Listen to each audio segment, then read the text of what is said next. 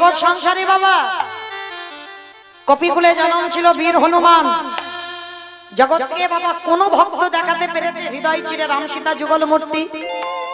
কোন ভক্ত দেখাতে পারেনি, শুধু ভক্ত প্রবার বীর হনুমান দেখিয়েছিল। দেখাইনি? সীতা মাকে একদিন বলেছিল, না মা মা ওই যে মাথাতে লাল মতো ওটা কি বলে গো? তা হনুমান তো অত মানুষের মতো বোঝে না। তা সীতা মা বলেছিল, বাবা ওই লাল মতো ওটা হচ্ছে সিঁদুর। ও সিঁদুর? তা মা সিঁদুর কেন পড়ে?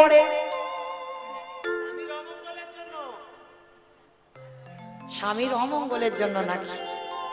বাবা মন্দ বলেনি, কিন্তু স্বামীর মঙ্গল টঙ্গল আর হচ্ছে? হ্যাঁ, সাইটে পড়ে না। আবার বাবা এখন সিঁদুরের দাম এত বেড়ে গেছে, বাজারে লিকুইড একটা পাওয়া যায় কুমকুম, মানে সিঁদুর আর ভাল লাগছে না, কুমকুম মাথায় দেবে। হ্যাঁ, চরণ ধরে বলে যায়। অপরাধ নেবেন না, আমি কারোর জ্ঞান দিচ্ছি না। কেমন কেউ যেন বলো না মৌমিতা বড় বড় কথা বলে জ্ঞান দিয়ে গেল। না, আপনারা জানেন আমি একটু মনে করাচ্ছি মাত্র, আমি কারোকে জ্ঞান দিচ্ছি না।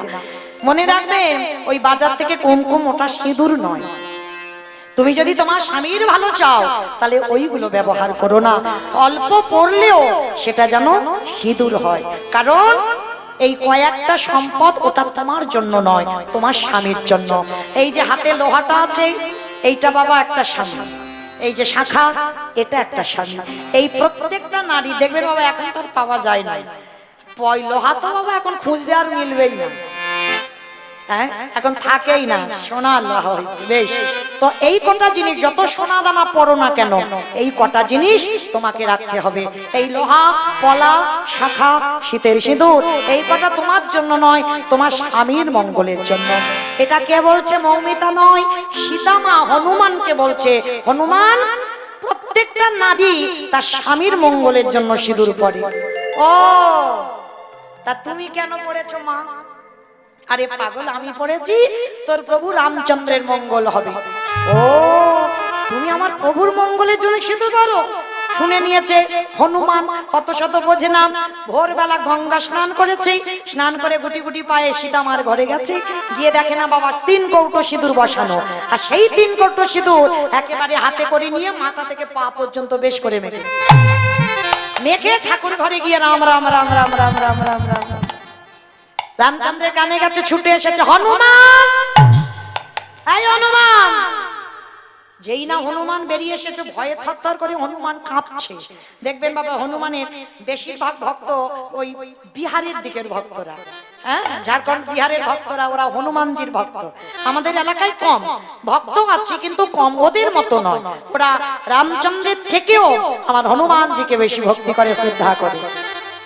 বেশ, তো আজকে এই যে হনুমান যেই না এসেছে দেখবেন একটা সিঁদুর মাখা হনুমান আছে। হ্যাঁ, তা যেই না দাঁড়িয়েছে আমার রামচন্দ্র দেখে বলে উঠলেন, হনু এ কি তুই সর্বাঙ্গে লাল করেছিস কেন? বলে প্রভু আমি জানবো কি করে? আমি মাকে বললাম, মা সিঁদুর মেয়েরা কেন পড়ে? বললো তার স্বামীর মঙ্গলের জন্য। আমি বললাম, মা তুমি কেন পড়ো? বললো তোর প্রভু রামচন্দ্রের মঙ্গলের জন্য। হে রাম দয়াময়, ওইটুকু সিঁদুর মাথায় দিয়ে যদি তোমার মঙ্গল চাইতে পারি, তোমার মঙ্গল চাইতে পারি, আজি আমি মাথা থেকে পা পর্যন্ত ভালো করে সিঁদুর মেখেছি। ভালো ভালো দয়াময়, তাহলে কত তোমার না জানি মঙ্গল হলো। বলে রামে না জানি কত তোমার মঙ্গল হলো।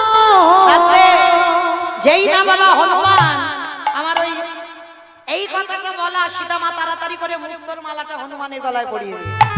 আর যেই না পরিয়ে দিয়েছে, মুক্তোর মালা অনেক দাম, অনেক মূল্য। তা হনুমানের বড় বড় দাঁত দাঁত দিয়ে দিয়ে ভাঙছে, হনুমানের বড় বড় নখ নখ দিয়ে দিয়ে ভাঙছে। ভাঙতে ভাঙতে ভালো করে মালাটা ঘুরিয়ে ফিরিয়ে দেখছে।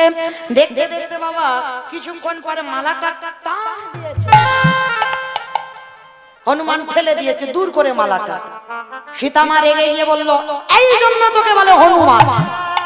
হনুমানের গলায় মুক্তোর মালা সাজি হনুমান কেঁদে বলেছিল, মা এই জগতে সবাই আমায় হনুমান বলে বলো, হনুমান বলে বলো, কিন্তু তুমি মা হয়ে কোনোদিন আমায় হনুমান বলো না কেন জানো মা? এই জগতের সংসারে আমার প্রতিটা লোমকূপে লেখা আছে রাম সীতার নাম। সেই দিন বড় বড় নখ দিয়ে বক্ষটা বিদীর্ণ করে দেখালো, দেখো মা আমার হৃদয়ে রাম সীতা যুগলে বসে আছে, হৃদয়ে রাম সীতা যুগলে বসে আছে, ওই হৃদয়ে মন্দির আলো করে রাম সীতা যুগলে বসে আছে। আস্তে। আর সেদিন আমার রামচন্দ্র বলেছিল, হনুমান জগতে আমায় অনেকে ডাকে ওঠে, তোরে মতো করে এমন করে আমায় কেউ ডাকে না। সেদিন আমার হনুমানকে হৃদয়ে জায়গা দিল।